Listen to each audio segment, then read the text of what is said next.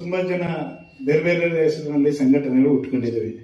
ನಾಯಿ ಕೊಡೆಗಳ ತರ ಉಟ್ಕೊಂಡಿದ್ದೇವೆ. ಅದಕ್ಕೆ ಏನಾದ್ರು ಬದ್ಧತೆ ಇದೆಯಾ ಅಂತ ಕೇಳಿದ್ರೆ ಇಲ್ಲ, ಅಥವಾ ಅದರ ಕಾಸ್ ಏನು ಅಂತ ಕೇಳಿದ್ರೆ ಇಲ್ಲ. ಅವರೇ ಅಧ್ಯಕ್ಷರಾಗಿರ್ತಾರೆ, ಅವ್ರ ಹೆಂಡತಿ ಖಜಾಂಚಿ ಆಗಿರ್ತಾರೆ. ಅಂಥವ್ರ ನಡುವೆ ಇವರೆಲ್ಲ ಜಿಲ್ಲೆಯಲ್ಲೆಲ್ಲ ಬೇರೆ ಬೇರೆ ಪದಾಧಿಕಾರಿಗಳಾಗಿ ಅಲ್ಲೆಲ್ಲ ನೀವು ಬಸ್ ಸ್ಟ್ಯಾಂಡ್ ಅಲ್ಲಿ ಸಿಕ್ಕರೆ ಅಲ್ಲೂ ಕೂಡ ಒಂದು ನೇಮಕಾತಿ ಪತ್ರ ಕೊಟ್ಟು ಹೋಗ್ಬಿಡ್ತಾರೆ. ಆದರೆ ನಮ್ಮ ಸಂಘಟನೆ ಆ ಥರ ಅಲ್ಲ. KWJ ಕರ್ನಾಟಕ ಕಾರ್ಯರತ ಪತ್ರಕರ್ತರ ಸಂಘ ಪಿರಿಯಾಡಿಕಲಿ ಪ್ರತಿ 3 ವರ್ಷಕ್ಕೊಂದ್ಸಲ ಚುನಾವಣೆ ನಡೆಯುವಂಥ ಸದಸ್ಯರೇ ಪದಾಧಿಕಾರಿಗಳನ್ನು ಆಯ್ಕೆ ಮಾಡುವಂಥ ಅಟ್ ಎ ಟೈಮ್ ರಾಜ್ಯ ಮಟ್ಟದಲ್ಲಿ ಮತ್ತು ಜಿಲ್ಲಾ ಮಟ್ಟದಲ್ಲಿ ಚುನಾವಣೆ ಪ್ರಕ್ರಿಯೆಯಲ್ಲೇ ಅವರ ಪದಾಧಿಕಾರಿಗಳಿಗೆ ಆಯ್ಕೆ ಆಗುವಂಥ ಪ್ರಕ್ರಿಯೆ ಇವತ್ತಿಗೂ ಕೂಡ ಅಂದಿನಿಂದ ಇವತ್ತವರೆಗೂ ನಡ್ಕೊಂಡು ಬಂದಿದೆ. ಆ ಕಾರಣಕ್ಕಾಗಿ ಅನೇಕ ಬಾರಿ ಕೋರ್ಟ್ಗಳಿಗೆ ಇದೆಲ್ಲ ವಿಷಯಗಳು ಕೂಡ ಹೋಗಿದೆ.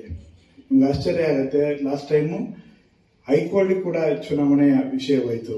ಹೈಕೋರ್ಟ್ ಸ್ಕ್ರೀನ್ ಆಯಿತು, ಬಹಳ ಕ್ರಮಬದ್ಧವಾಗಿ ಪಾರದರ್ಶಕವಾಗಿ ಚುನಾವಣೆ ನಡೆದಿದೆ ಅಂತೇಳಿ. ಈ ಬಾರಿ ಕೂಡ ಹೈಕೋರ್ಟಿಗೆ 3 ಪಿಟಿಷನ್ಸ್ ಹೋಯಿತು. ಅದರಲ್ಲಿ ಏನು ಈ ಚುನಾವಣೆಗೆ ತೆರೆ ಕೊಡಬೇಕು ಅಥವಾ ಬೇರೆ ಬೇರೆ ವಿಚಾರಗಳು ಇಟ್ಕೊಂಡು ಕೆಲವರು ಚುನಾವಣೆ ಕೋರ್ಟ್ಗೆ ಹೋಗಿದ್ರು. ನಿಮಗೆ ಇಲ್ಲಿ ಬಿಜಾಪುರದಲ್ಲಿ ನೋಡುವಾಗ ಗೊತ್ತಾಗೋದಿಲ್ಲ. ಆದರೆ ಇಡೀ ರಾಜ್ಯದಲ್ಲಿ ಈ ಸಂಘ ಎದುರಿಸ ಅನೇಕ ಸವಾಲುಗಳನ್ನು, ಅನೇಕ ವೈರುಧ್ಯಗಳ ವಿರುದ್ಧ ಈಜಿಕೊಂಡು ಬಂದಿರುವಂಥ ಸಂಘಟನೆ ಇದು. ಆದರೆ ಹೈಕೋರ್ಟ್ನಲ್ಲಿ ಯಾವುದೇ ಕಾರಣಕ್ಕೂ ಸ್ಟೇ ಕೊಡೋದಿಲ್ಲ ಅಂತ ಕೊಡಲಿಲ್ಲ. ಹಾಗಾಗಿ ಇವತ್ತು ರಾಜ್ಯದ ಎಲ್ಲ ಕಡೆ ಅಟ್ ಎ ಟೈಮು ಚುನಾವಣೆ ಬಹಳ ಪಾರದರ್ಶಕವಾಗಿ ಅತ್ಯಂತ ಎಲ್ರಿಗೂ ಕೂಡ ಆಶ್ಚರ್ಯ ಆಗುತ್ತೆ. ಈ ಚುನಾವಣೆ ಪ್ರಕ್ರಿಯೆ ಒಳಗಡೆ ಭಾಗಿಯಾದಂಥವರ ಸಂಖ್ಯೆ ನೋಡಿದಾಗಲೇ ನನಗೆ ಅನಿಸುತ್ತೆ ಈ ಸಂಘಟನೆ ಎಷ್ಟು ದೃಢವಾಗಿ ಹೆಮ್ಮರವಾಗಿ ಬೆಳೆದಿದೆ ಅಂತೇಳಿ. ನಮಗೆ ಕಳೆದ ಬಾರಿ ನಾವು ಈ ಚುನಾವಣೆಯಲ್ಲಿ ಪಾರ್ಟಿಸಿಪೇಟ್ ಮಾಡೋಂಥ, ನಾವು ಸ್ಪರ್ಧೆ ಮಾಡಬೇಕು ಅಂತೇಳಿ ಬೇರೆ ಬೇರೆ ಕಾರಣಕ್ಕಾಗಿ ಬೇರೆ ಬೇರೆ ಹುದ್ದೆಗಳಿಗೆ ಅರ್ಜಿಗಳನ್ನು ಹಾಕೊಂಡಂಥವ್ರ ಸಂಖ್ಯೆನೇ 1887 ಜನರು. ನಾವು ಅವತ್ತು ಲೆಕ್ಕ ಹಾಕಿದ್ವಿ, ಎಲ್ಲ ಜಿಲ್ಲೆಗಳದ್ದು ಎಲ್ಲ ಇದ್ರದ್ದು. ಅದಕ್ಕೆ ಬಂದಂಥ ಇಡಿಗಂಟು ಎಷ್ಟು ಅಂತೇಳಿ ನೋಡಿದ್ವಿ. ಠೇವಣಿ ಹಣ ನಿಮ್ಗೆ ಆಶ್ಚರ್ಯ ಆಗುತ್ತೆ, 54 ಲಕ್ಷ ರೂಪಾಯಿ ಬಂದಿತ್ತು. ಇಲ್ಲೇ ಇದ್ದಾರೆ, ನಮ್ಮ ಮಲ್ಕೊಂಡ ಹೋದ್ರ ಇದಾರ ಇಲ್ಲೇ, ಈ ಜಿಲ್ಲೆಯನ್ನು ಸೇರಿದಂತೆ. ಅದರಲ್ಲಿ ಅರ್ಧದಷ್ಟು ಹಣ ಬೇರೆ ಬೇರೆ ಕಾರಣಕ್ಕಾಗಿ ವಾಪಸ್ ತಗೊಂಡಿದೆ. ಅಂದ್ರೆ ನಾಮಪತ್ರ ವಾಪಸ್ ತಗೊಂಡಾಗ ಅವ್ರಿಗೆ ಇಡಗಂಟನ್ನು ವಾಪಸ್ ಕೊಡ್ತೀವಿ, ರಿಜೆಕ್ಟ್ ಆಯಿತು ಕೊಡ್ಲಿಕ್ಕೆ ಬರೋಲ್ಲ, ಕಂಟೆಸ್ಟ್ ಮಾಡಿದ ಮಾತ್ರ ಉಳಿಯುತ್ತೆ.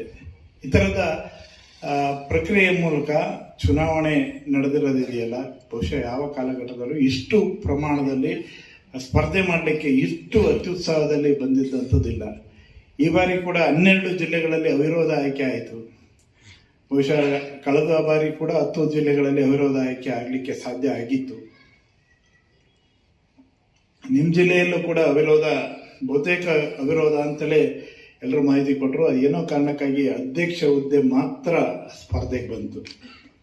ಬಹುಶಃ ಅಶೋಕ್ ಹೆಡಹಳ್ಳಿ ಅವರು ಅಗ್ನಿ ಪರೀಕ್ಷೆಯಲ್ಲಿ ಈಜಿ ಆಚೆ ಬರಲಿ, ಅವರ ಅಪ್ಪಟ ಚಿನ್ನನ ಅಲ್ವಾ ಅಂತೇಳಿ ಗೊತ್ತಾಗ್ಲಿ ಅಂತೇಳಿ ಏನೋ ಈ ಚುನಾವಣೆ ನಡೆದಿದೆ ಅಂತೇಳಿ ಅನ್ಸುತ್ತೆ. ಅದನ್ನ ನೀವು ಸಾಬೀತು ಮಾಡಿದಿರಿ.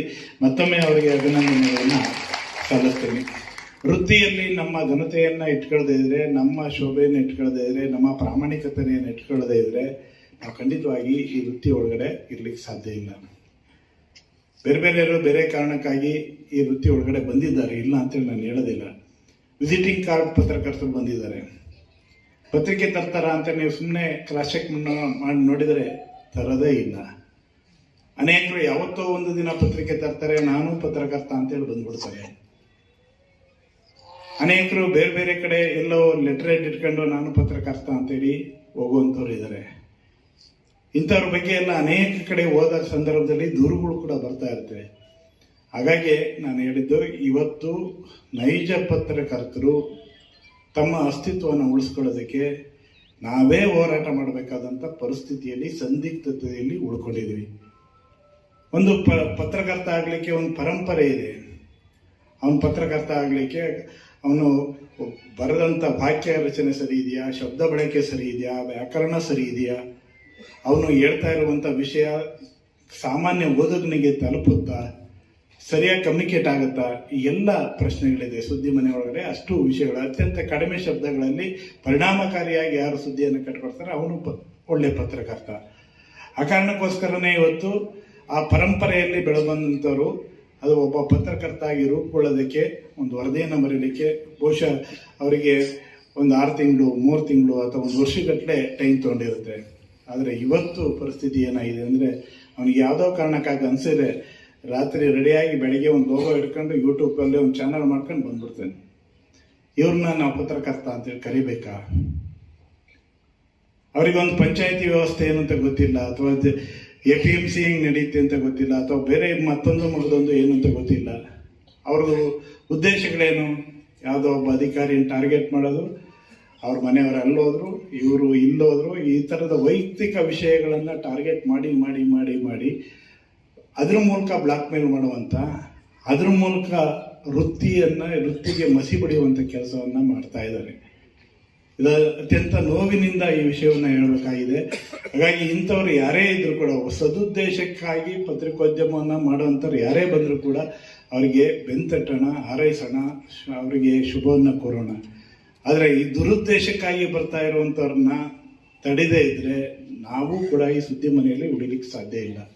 ಆ ಕಾರಣಕ್ಕೋಸ್ಕರ ಇವತ್ತು ಅಂಥವ್ರೆಲ್ಲರನ್ನ ನಾವು ಜರಡಿ ಹಿಡಿದು ಆಚೆ ಹಾಕುವಂಥ ಕೆಲಸವನ್ನು ಕೂಡ ನಾವು ಮಾಡಬೇಕಾಗಿದೆ.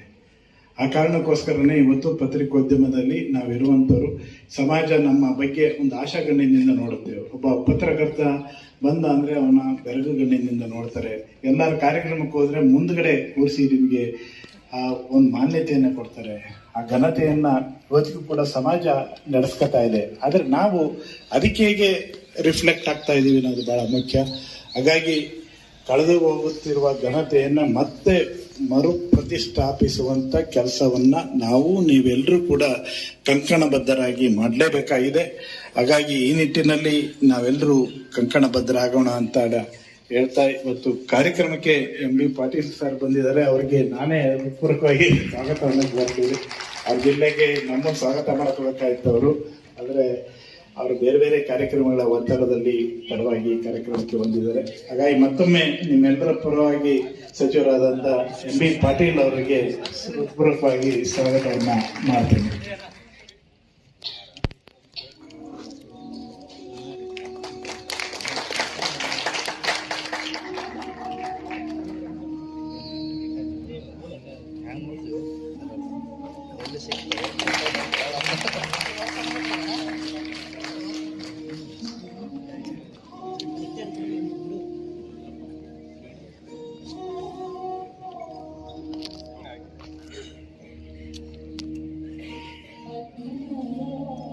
ಧನ್ಯವಾದಗಳು ಜಿಲ್ಲಾಧ್ಯಕ್ಷರಿಗೆ. ಈಗ ಹಿರಿಯ ಪತ್ರಕರ್ತ ಶ್ರೀ ಗೋಪಾಲ್ ನಾಯಕ್ ಅವರ ಕೃತಿ ಬಿಡುಗಡೆಗೆ ಆಗಮಿಸಿರುವಂತಹ ಮಾನ್ಯ ಸಂಸದರಾಗಿರುವ ಶ್ರೀ ರಮೇಶ್ ಜಿಜಿಣಿ ಅವರಿಗೆ ನಮ್ಮ ರಾಜ್ಯ ಕಾರ್ಯಕಾರಿ ಸಮಿತಿಯ ಸದಸ್ಯರಾಗಿರುವಂತಹ ಪ್ರಕಾಶ್ ಬೆಣ್ಣೂರ್ ಅವರು ಹಾಗೂ ಜಿಲ್ಲಾ ಉಪಾಧ್ಯಕ್ಷರಾಗಿರುವಂತಹ ಶಶಿಕಾಂತ್ ಮೆಂಡೇಗಾರ್ ಅವರು ಜೊತೆಯಾಗಿ ಸನ್ಮಾನಿಸಬೇಕಂತ ಕೇಳ್ಕೊಳ್ತೇನೆ.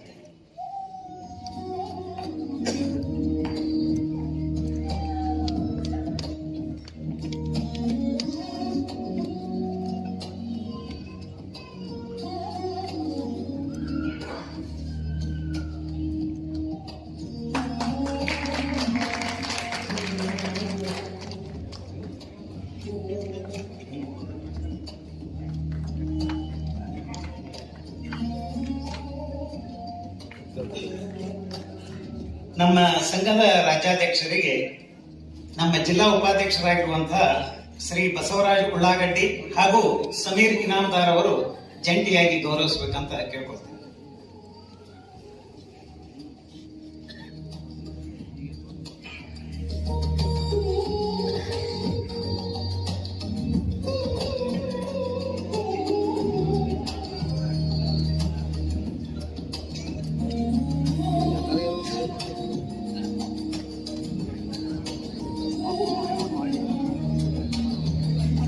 ನಂತರದಲ್ಲಿ ಪ್ರಮಾಣ ವಚನ ಬೋಧಿಸಲಿಕ್ಕೆ ಆಗಮಿಸಿರುವಂತಹ ರಾಜ್ಯ ಪ್ರಧಾನ ಕಾರ್ಯದರ್ಶಿಗಳಾಗಿರುವ ಆತ್ಮೀಯ ಶ್ರೀ GC ಲೋಕೇಶ್ ಅವರಿಗೆ ನಮ್ಮ ಜಿಲ್ಲಾ ಕಾರ್ಯದರ್ಶಿಗಳಾಗಿರುವಂತಹ ಶ್ರೀ ಅವಿನಾಶ್ ಬಿದ್ರಿ ಹಾಗೂ ವಿನೋದ್ ಸಾರವಾಡ್ ಅವರು ಜೊತೆಯಾಗಿ ಬಂದು ಗೌರವಿಸಬೇಕು.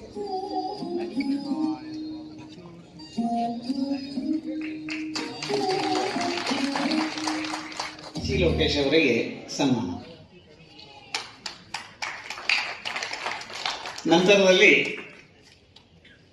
ನಮ್ಮ ಸಂಘದ ರಾಜ್ಯ ಕಾರ್ಯದರ್ಶಿಗಳಾಗಿರುವ ಆತ್ಮೀಯರಾದ ಶ್ರೀ ಪುಂಡಲೀಕ್ ಬಾಳೋಜಿ ಅವರಿಗೆ ನಮ್ಮ ಸಂಘದ ಜಿಲ್ಲಾ ಕಾರ್ಯದರ್ಶಿಯಾಗಿರುವ ಶ್ರೀ ಸದ್ದಾಂ ಹುಸೇನ್ ಜಮಾದಾರ್ ಹಾಗೂ ಜಿಲ್ಲಾ ಖಜಾಂಚಿಯಾಗಿರುವಂತಹ ರಾಹುಲ್ ಆಪ್ಟೆ ಅವರು ಜೊತೆಯಾಗಿ ಸನ್ಮಾನಿಸಿದರು.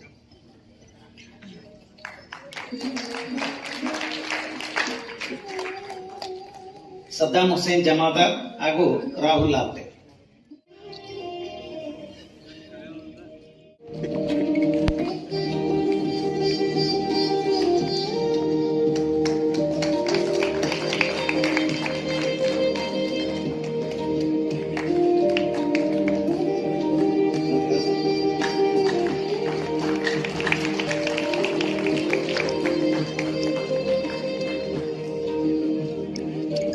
ಈಗ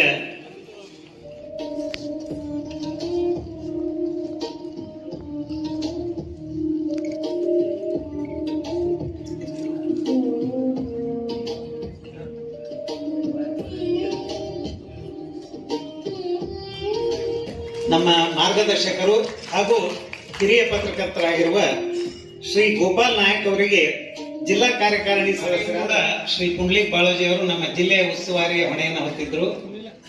ಅವರ ಒಂದು ಮಾರ್ಗದರ್ಶನದಲ್ಲಿ ಹಾಗೂ ನಮ್ಮ ರಾಜ್ಯಾಧ್ಯಕ್ಷರ ನೇತೃತ್ವದಲ್ಲಿ ರಾಜ್ಯ ಸಮ್ಮೇಳನವನ್ನ ಅತ್ಯಂತ ಯಶಸ್ವಿಯಾಗಿ ನೆರವೇರಿಸಿದ್ವಿ. ಅದರ ಶ್ರೇಯಸ್ಸು ಕೂಡ ನಮ್ಮ ಹಿಂದಿನ ಜಿಲ್ಲಾಧ್ಯಕ್ಷರಾದ ಸಂಗಮೇಶ್ ಚೂರಿ ಅವರಿಗೂ ಕೂಡ ಸಲ್ಲಬೇಕು.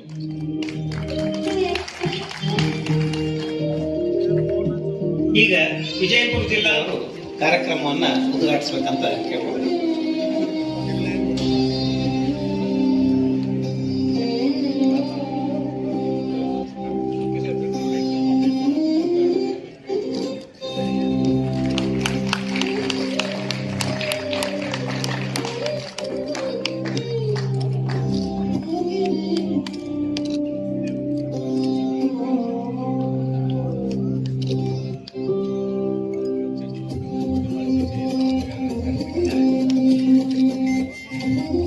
ಧನ್ಯವಾದಗಳು ಮಾನ್ಯ ಸಚಿವರು ಹಾಗೂ ಎಲ್ಲ ಗಣ್ಯಮಾನ್ಯರಿಗೆ. ಪಸರಿಸಲು ಕಾರಣರಾಗಿರುವಂತಹ ಹಾಗೂ ಹಳಕಟ್ಟಿಯವರು ಹಾಗೂ ಜಿಲ್ಲೆಯ ಪತ್ರಿಕಾ ರಂಗದ ದಿಗ್ಗಜ ಮೋರೆ ಹನುಮಂತರಾಯ ಅವರಿಗೆ ಗಣ್ಯರಿಂದ ಪುಷ್ಪ ಸಮರ್ಪಣೆ.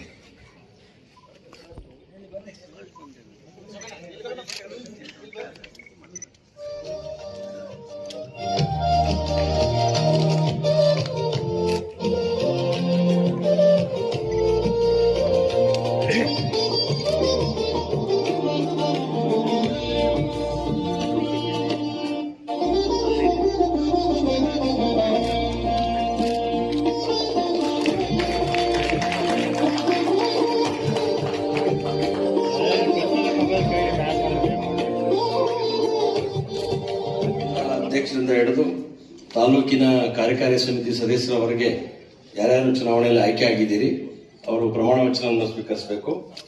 ತಾಲೂಕು ಘಟಕದವರು ಸೇರಿ ಅವರು ಎದ್ನಿತ್ತು ಬಲಗೈಯನ್ನ ಮುಂದೆ ಮಾಡಿ ನಾನು ಹೇಳಿಕೊಟ್ಟಂಗೆ ಹೇಳಬೇಕು, ಅದು ಪ್ರಮಾಣ ವಚನ ಆಗುತ್ತೆ. ಈ ವೇದಿಕೆ ಮೇಲಿದ್ರು ಅಷ್ಟೇ ಬಲಗೈ ಮುಂದೆ ಮಾಡಿ ಪ್ರಮಾಣ ವಚನ ಪ್ರಾರಂಭ ಮಾಡ್ತೀವಿ. ಕರ್ನಾಟಕ ಕಾರ್ಯನಿರತ ಪತ್ರಕರ್ತರ ಸಂಘದ 2025-28ನೇ ಸಾಲಿಗೆ ನಡೆದ ಚುನಾವಣೆಯಲ್ಲಿ ನಾನು ವಿಜಯಪುರ ಜಿಲ್ಲಾ ಘಟಕದ ಹಾಗೂ ತಾಲೂಕು ಘಟಕದ ಪದಾಧಿಕಾರಿಗಳಾಗಿ ಆಯ್ಕೆಗೊಂಡಿರುತ್ತೇನೆ. ಸಂಘದ ಬೈಲಾ ಮತ್ತು ನಿಯಮಾವಳಿಗಳಿಗೆ ಬದ್ಧವಾಗಿ ಕೆಲಸ ಮಾಡಲು ಕಂಕಣಬದ್ಧವಾಗಿದ್ದೇನೆ. ಸಂಘದ ಸದಸ್ಯರ ಹಿತ ಕಾಯಲು ಸಂಘದ ಆಶಯಗಳನ್ನು ಎತ್ತಿ ಹಿಡಿಯುವ ನಿಟ್ಟಿನಲ್ಲಿ ಕಟಿಬದ್ಧವಾಗಿ ನನ್ನನ್ನು ನಾನು ಸಮರ್ಪಿಸಿಕೊಳ್ಳುತ್ತೇನೆ. ಯಾವುದೇ ಸಂದರ್ಭದಲ್ಲಿ ಸಂಘ ವಿರೋಧ ಚಟುವಟಿಕೆ ಮಾಡುವುದಿಲ್ಲ. ಸಂಘದ ಒಗ್ಗಟ್ಟು ಕಾಪಾಡಿಕೊಂಡು ಸದಸ್ಯರ ಹಿತ ಕಾಯುವ ಮತ್ತು ವೃತ್ತಿಘನತೆ ಹೆಚ್ಚಿಸುವ ಕೆಲಸವನ್ನು ಪ್ರಾಮಾಣಿಕವಾಗಿ ಮಾಡುತ್ತೇನೆ ಎಂದು ದೇವರ ಹೆಸರಿನಲ್ಲಿ ಪ್ರಮಾಣ ಮಾಡುತ್ತೇನೆ. ಕರ್ನಾಟಕ ಕಾರ್ಯನಿರತ ಪತ್ರಕರ್ತರ ಸಂಘಕ್ಕೆ ಜಯವಾಗಲಿ, ಜಯವಾಗಲಿ. ಕರ್ನಾಟಕ ಕಾರ್ಯನಿರತ ಪತ್ರಕರ್ತರ ಸಂಘಕ್ಕೆ ಥ್ಯಾಂಕ್ ಯು.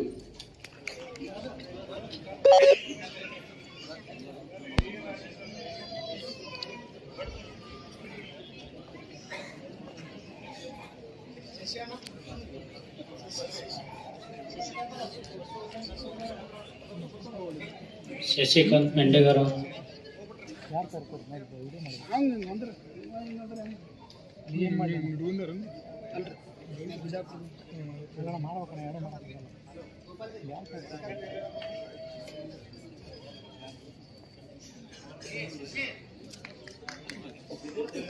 ಶಶಿ ಅಣ್ಣ ಎಲ್ಲೇ ಇದ್ರು ವೇದಿಕೆ ಮೇಲೆ ಬರಬೇಕು.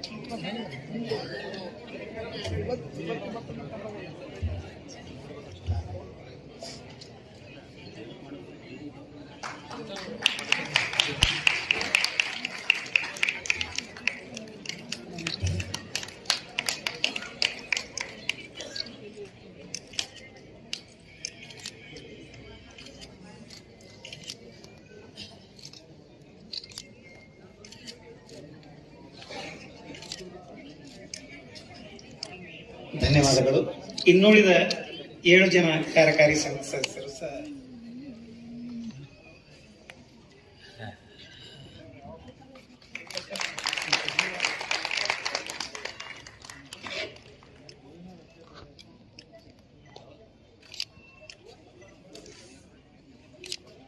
ಈಗ ಜಿಲ್ಲಾ ಘಟಕದ ನೂತನ ಪದಾಧಿಕಾರಿಗಳಿಗೆ